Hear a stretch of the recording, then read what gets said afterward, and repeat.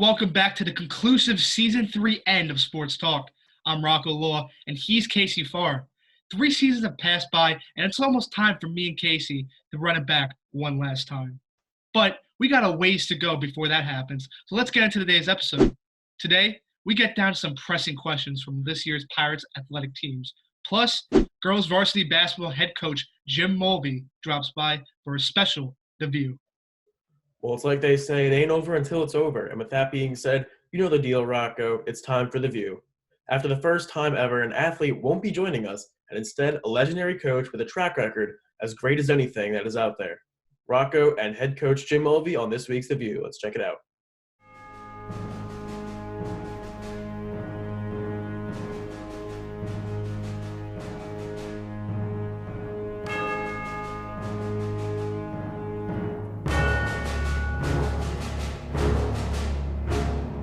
Led the Lady Pirates to 10 conference championships and back-to-back County Final Four appearances in his last 2 decades of head coaching the program.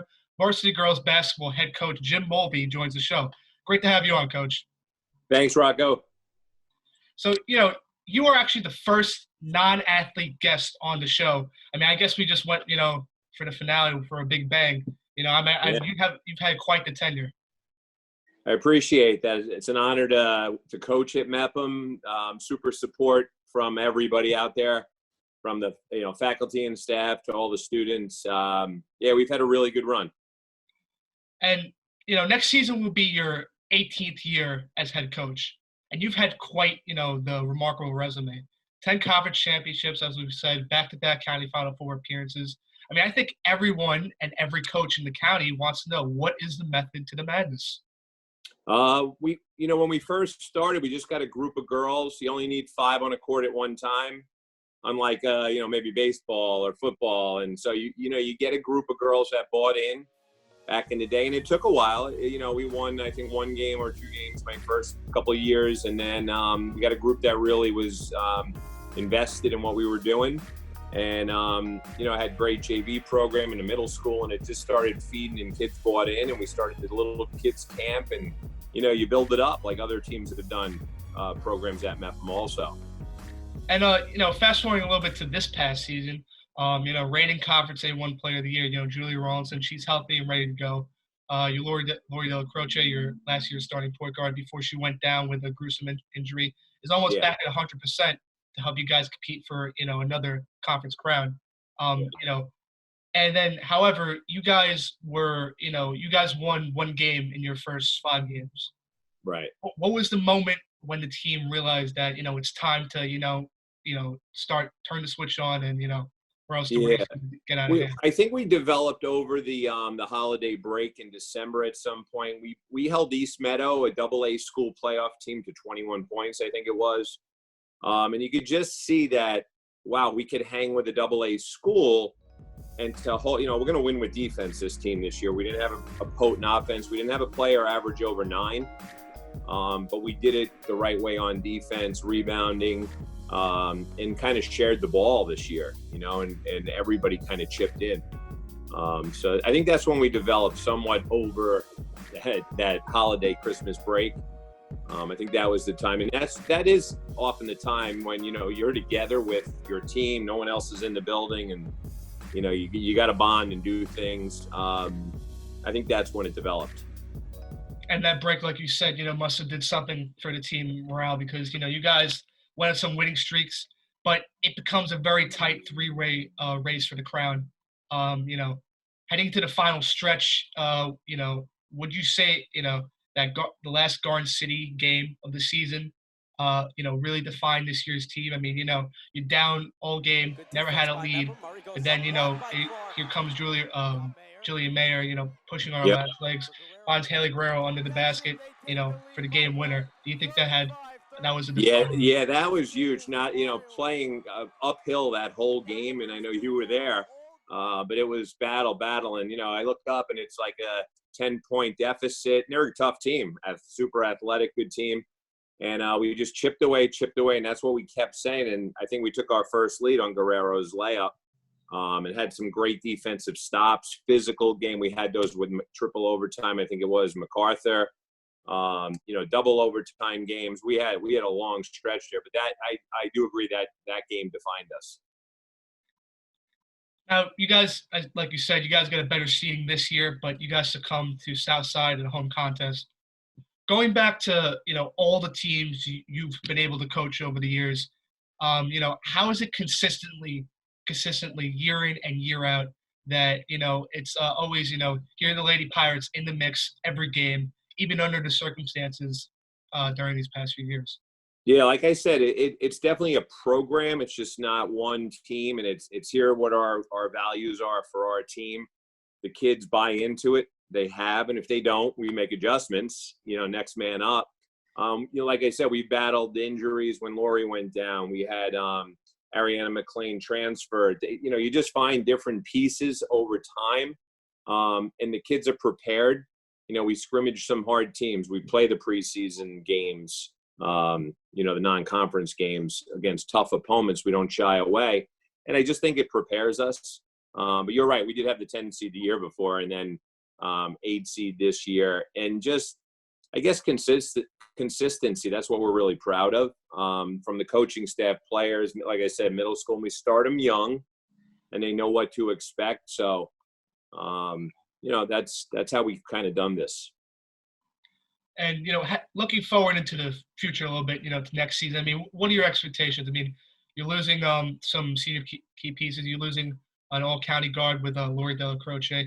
But, you still have all-county and last year's rating Conference A1 Player of the Year, Julia Rawlinson. She might step up into the role of being that dominant scorer. And Haley Guerrero really came into herself this year. Maybe she'll, replace the role that Lori had. I mean, what are your expectations for next year? Yeah, I think, you lose a Jillian Mayer, Lori Della Croce, Lex Ferrara. Those kids were in the program for, 4 years, and we're losing basically our 2 point guards, like you said. Who's going to run that? Maybe Rawlinson does take over at the point. We run just, a 5-out system. That's going to be as we develop again. And unfortunately, we don't have this season right now to develop. Summer League looks in jeopardy. But, we're going to always – our staple is going to be defense, press maybe a little bit more next year, get up and down the court, and not rely like we have on our point guard so much. So looking forward to another season. But it seems, Coach, that, all these years, the coaching staff is putting all this work, and you can definitely see it up on the banner in the South Gym. I mean, all these different multiple county conference championships and, back-to-back county Final Four appearances. But, I mean, in your opinion, what's the difference between, winning a conference championship and, getting deeper and deeper into the county playoffs? Yeah, listen, it's the one thing that has eluded us. We've gotten into the Final Fours when we were AA school. It's tough. You got to have you got to stay injury free, which we've battled with ACLs, and there were years I'm like, oh, we can make a deep run here, and we had injuries, and that's part of the game.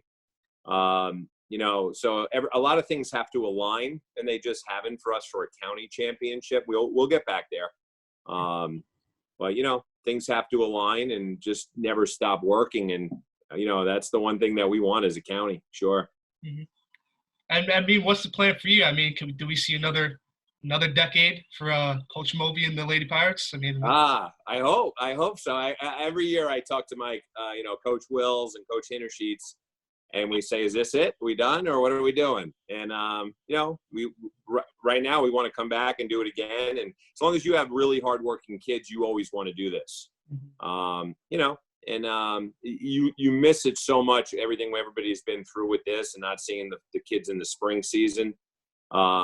You realize how much it does mean to you, and that everybody wants a break once in a while, but then you also want to get right back out there. So, yeah, I think we'll be around for a while. All right, Coach. It was a pleasure having you on. Always have fun talking to you. And absolutely. Thanks for coming on to be the finale's guest, and can't thank you enough for taking the time to drop by on the show. And I have no doubt that we'll see more conference championships titles on that banner in the South Gym. Rocco, Coach Mulvey brought a lot of insight as a very experienced coach. How do you think his team did this past season? Well, Casey, I think it was just another typical girls varsity basketball season. We talked about it a lot during the interview, but it's just really crazy the amount of time put in with the team and the amount of just strategic knowledge Coach Mulvey is able to implement on his team. I mean, this year it's not wasn't overwhelming Pirates team. Not a lot of it definitely had some great players, but there was really no spark this year. But again, they still found a way to get it done, and it's just crazy consistently year in and year out. We talked about it in the interview, but year in and year out, always the Lady Pirates are always in the mix, and it's really unfathomable.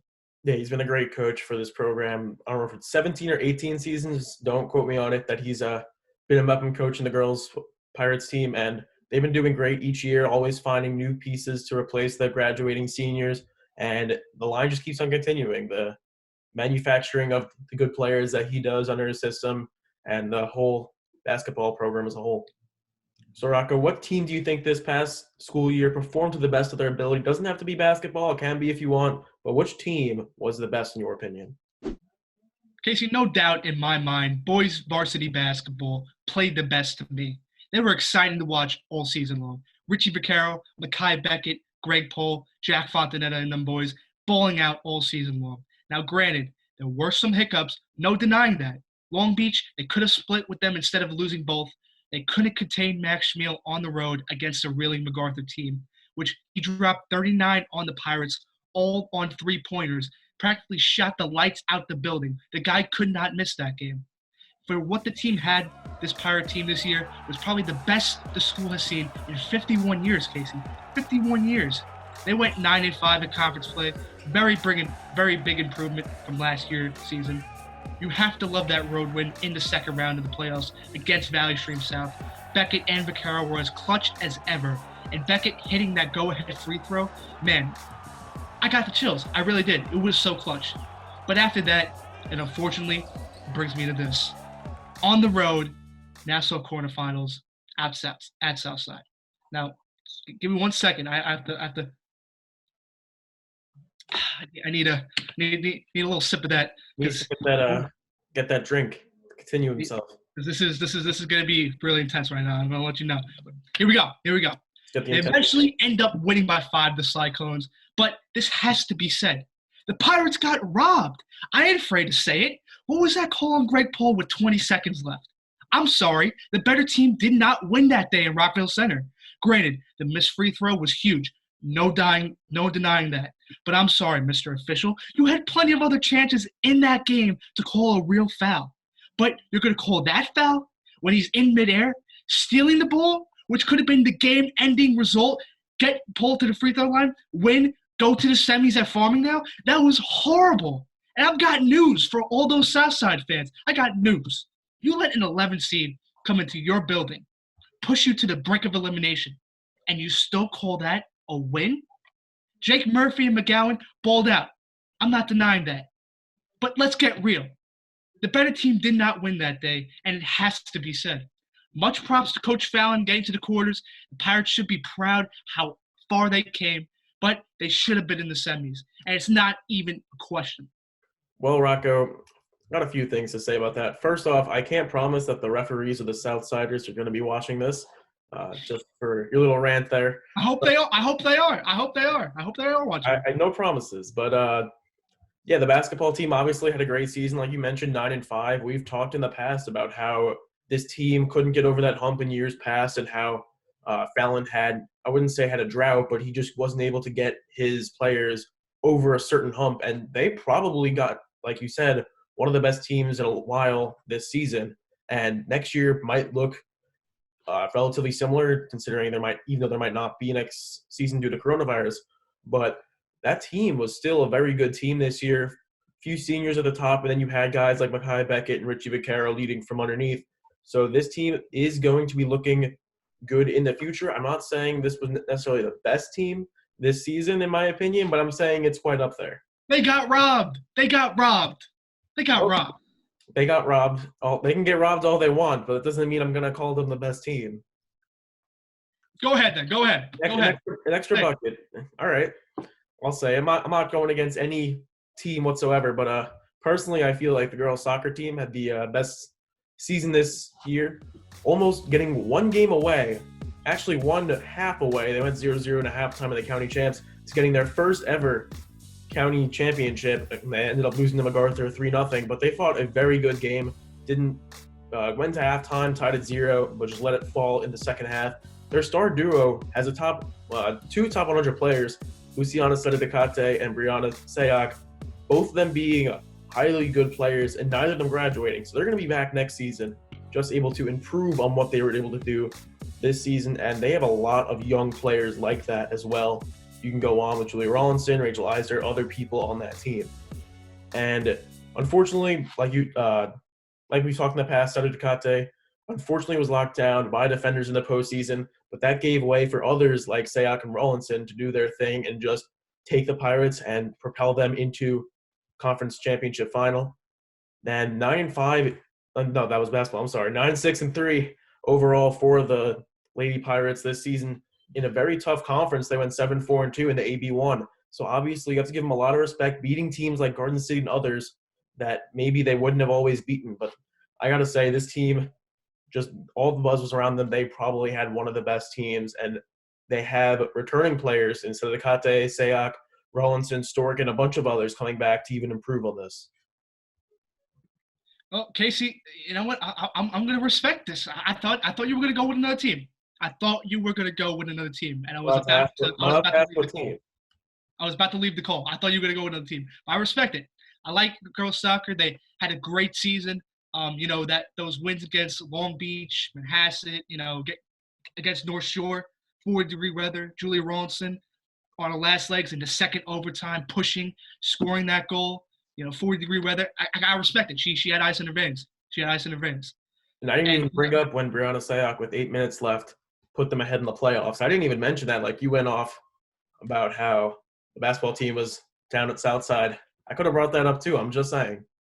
Great, yeah, which is fantastic, which you greatly articulated. I mean, unfortunately, Sedicate, she was the number one scoring threat during the regular season. Teams took notice of that. They watched the film. They took notice of that. So that's why there was more added defensive pressure on her. But that left Rawlinson, Sayak, and others, like you said, to, have the chance and the opportunity to come through for their team. And they did. They both did. But once it got to the finals, like you talked about, first half, they had most of the possession of the ball the first half. They had more shots on goal, and they just couldn't get it done. And I really feel like, again, the better team did not win that day. I firmly believe that the Mepham Pirates should have won that day up in Cold Spring Harbor. Yeah, against a very tough MacArthur team, like you said, Rocco. Got to give props to both the boys basketball team and the girls soccer team. Both of them had incredible seasons for them. Maybe you could say both got robbed. Maybe you could say that. I'm not going there. You can. Well, you could definitely say that for boys basketball. I'm gonna leave my robbery back at the bank, but you continue on, Rocco. Well, Casey, it's been one special ride, man. I mean, 3 seasons, 1 first place finish. Couldn't have dreamt it being any better. I personally, want to thank you for coming on and being a part of the last ride. Always sticking to your guns, taking the jabs against your Mets. Gotta respect it. Well, Rocco, it was my pleasure. Constantly going at it with you, obviously.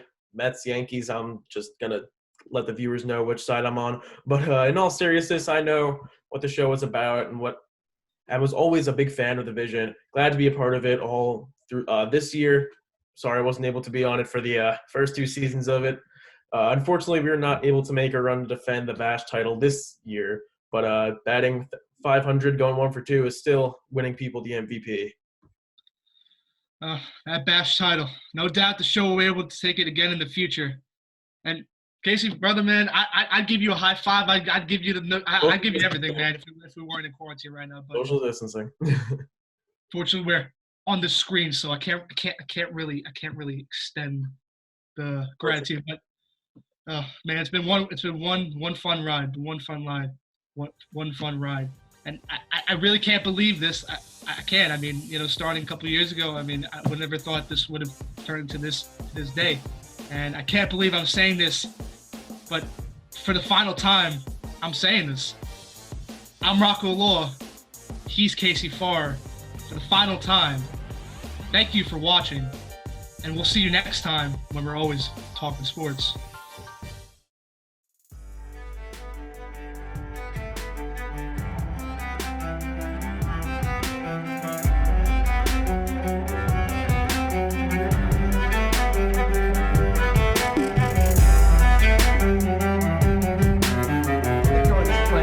not even in reality. Who are we gonna have to beat? North Shore, they can't hit. And MacArthur, who do they have to pitch?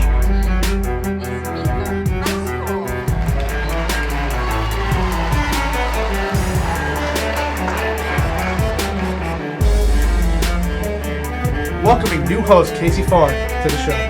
Thank you, Rocco. Always looking forward to join B&B Sports. Do mean no disrespect whatsoever when I say this. Of course you do, Rocco. I mean, not really, I do know. But while the Mets were playing golf at Cancun, Mepham had an action-packed fall sports season. So now it's only fitting that we do our always accurate season review for the fall. Yes, Rocco, how could I forget that Jacoby Ellsbury was playing with them while taking all the Yankees' money? Rocco, imagine being a Yankees fan. Well, at least we weren't on vacation. They're in the same spot now. Shorter vacation. But yeah, they usually have like the other teams are more focused as well. The real test is coming up is their first game against Long Beach. That's going to be a real test. Long Beach is no joke. They can't be taken lightly. It's going to be a hard-fought game. I think it's going to go into OT. But for the season, I think they really have to aim high for the conference championship. And I think it's fair to say that all eyes are going to be on both Mets for the season. We've mentioned this in the past, like you just said, conference championship, something I haven't done in a while. It's going to be interesting to see if they get it. You're wrong, and I probably shouldn't have expected that. Once I heard the news that there were actually rumors of them trying to sell the team, Fred and Jeff, I think makes a that's dream come true, Rocco. So this is going to be yours. Thank you, Rocco. I appreciate it. In fact, I actually got to do something as well. So, you know Big Papi. You love Big Papi. Table. He doesn't like the Yankees. I don't like the Yankees. Here you go. You know, I kind of respect this.